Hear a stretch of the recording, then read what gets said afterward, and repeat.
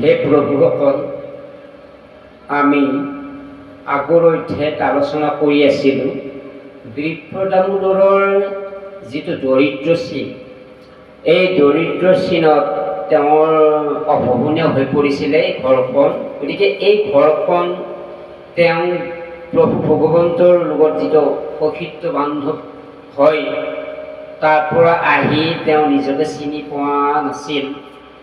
ব্ৰাহ্মণে আকৌ আদৰি সাদৰি নি যি ঈশ্বৰৰ যি গুণানুকীৰ্তন আলোচনা কৰিলে, এইটো এই বিষয়ত আমি আলোচনা কৰি আছিলোঁ। আজিও আকৌ আমি এটি বৃদ্ধ দামোদৰ উপাখ্যানৰে অধ্যায়টি লৈছোঁ আলোচনা কৰাৰ কাৰণে।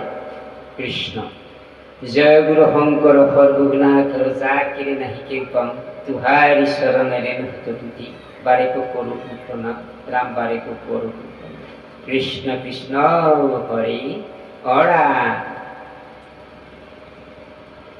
এৰা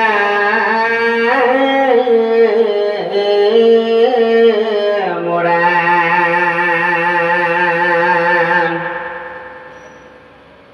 কৃষ্ণৰে কৃপা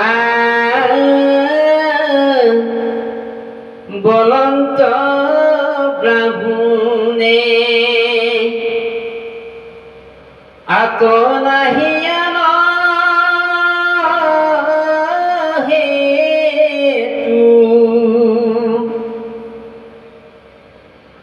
ভকতৰ অল্প বস্তুক বিস্তাৰ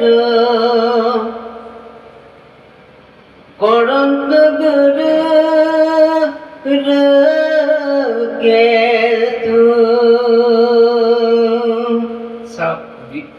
কিমান দুখ এটা অনুভৱ কৰি কথা এটা প্ৰকাশ কৰিছে বৃদ্ধ দামোদৰে। কৈছে, হে প্ৰভু,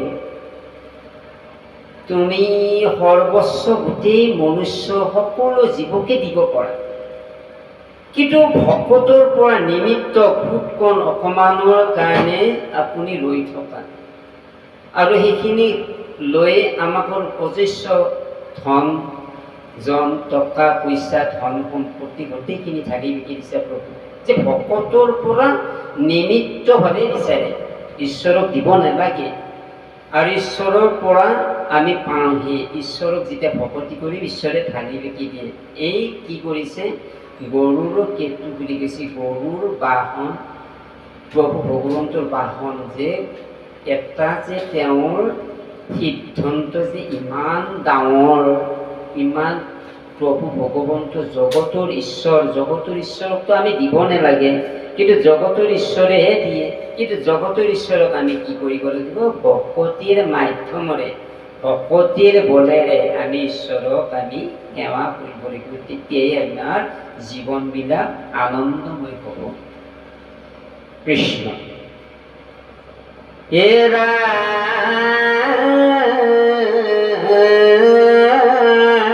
মোৰা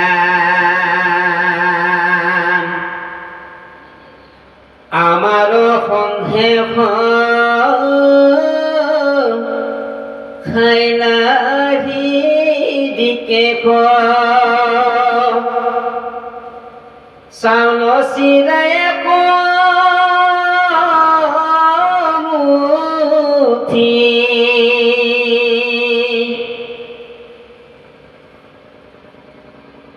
এতেকে মুখ মহাসম্প্ৰতিক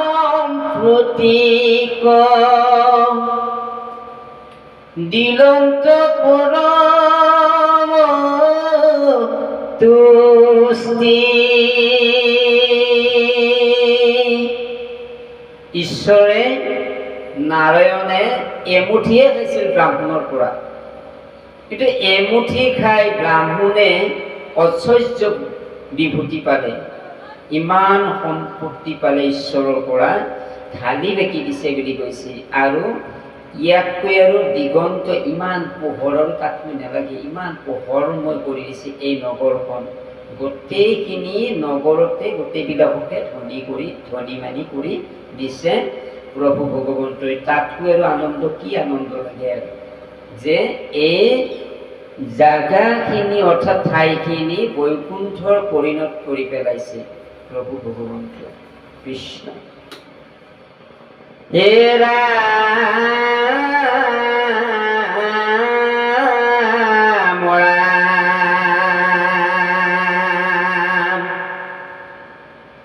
তাহাব শরণে সৌভাগ্য সুখিত মিত্র ভাবনুগুষ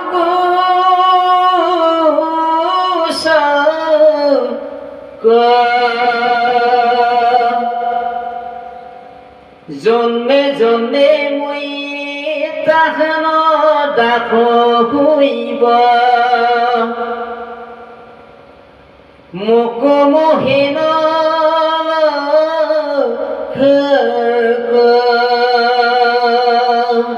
হে প্রভু, হে কৃষ্ণ, হে দয়াময়, হে বনমালী, তোমাৰ চৰণত সদায় মিত্ৰতা যেন থাকে প্ৰভু। তোমাৰ চৰণত যাতে সদায় সেৱা সৎকাৰ কৰিব পাৰোঁ, সেৱা শুশ্ৰূষা কৰিব পাৰোঁ প্ৰভু। জন্মে জন্মে যেন এই মোৰ জন্মটো যেন প্ৰভু সাফল্য হৈ তোমাৰ চৰণত সেৱা জনাই প্ৰভু। আৰু ইয়াতকৈ মোক আনন্দ নালাগে প্ৰভু, আপোনাৰ চৰণ জীৱন পালেই হ'ল প্ৰভু। বাৰে বাৰে বাৰে বাৰে সেৱা জনাই ঈশ্বৰক কাকুতি মিনতি কৰি আছে। আমি পাৰিম জানো তেনেকৈ সেৱা ল'ব? আমাৰ এবাৰ ঈশ্বৰৰ নাম লওঁতে ভাগৰ লাগি যায়। কেৱল আমাৰ ভাগৰ শেষে নহয়, জীৱনটো আমাৰ কেৱল দুখ শেষে নহয়। গতিকে আমি জানো এই শুদ্ধভাৱে কায় বাক্য মানে ঈশ্বৰৰ নাম ল'ব পাৰিছোঁ জানো? কিন্তু আমি পৰা নাই। আমি আচলতে ঈশ্বৰৰ নাম ল'বলৈ গ'লে আমি কায় বাক্য মনে ঈশ্বৰৰ নাম ল'ব লাগিব। কৃষ্ণ নাম কায় বাক্য মনে ল'লেহে শুদ্ধ হ'ব। ঈশ্বৰক আমি দিব নালাগে, কিন্তু ঈশ্বৰে আমাক দিয়ে। কিন্তু কেনেকৈ? ভকতিৰ স্থানেৰেহে দিব ঈশ্বৰে। কৃষ্ণ। হে ৰাম ৰাম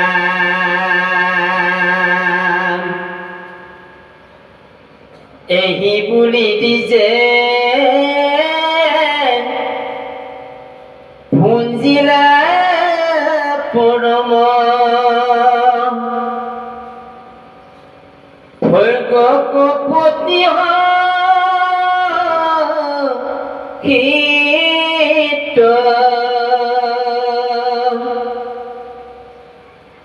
কিছু কিছু কৰি বিষয়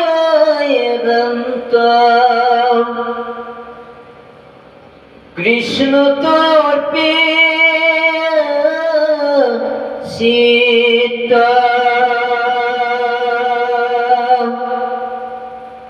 তেতিয়া ঈশ্বৰক সেৱা জনাই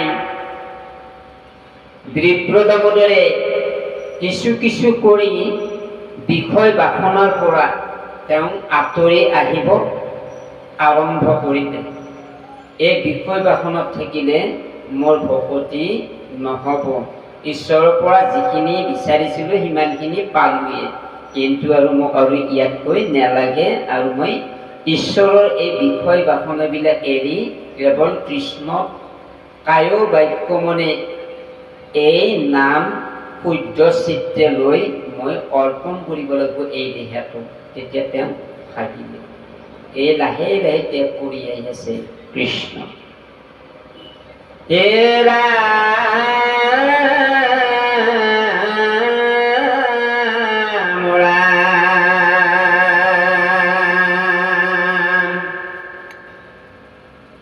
অজিত বিষ্ণুক ভকতে খেজিলে জানি দিজ দামো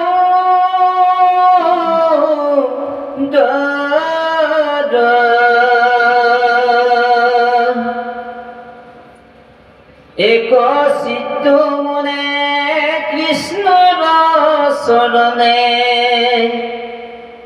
ভৈৰন্ত ধ্যান তপৰ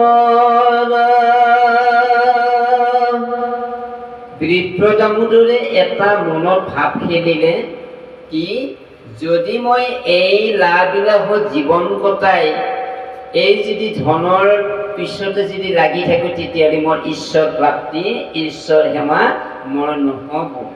গতিকে মই ঈশ্বৰৰ স্থানত মই চিন্তা কৰিবলগীয়া হ'লে এই বিষয় বাসনাবিলাক এটা এটাকৈ মই এটিকৈ মই আঁতৰাব লাগিব। তেতিয়াহে মই ঈশ্বৰৰ পৰম ভক্ত, পৰম বৈষ্ণৱ হ'ব পাৰিম।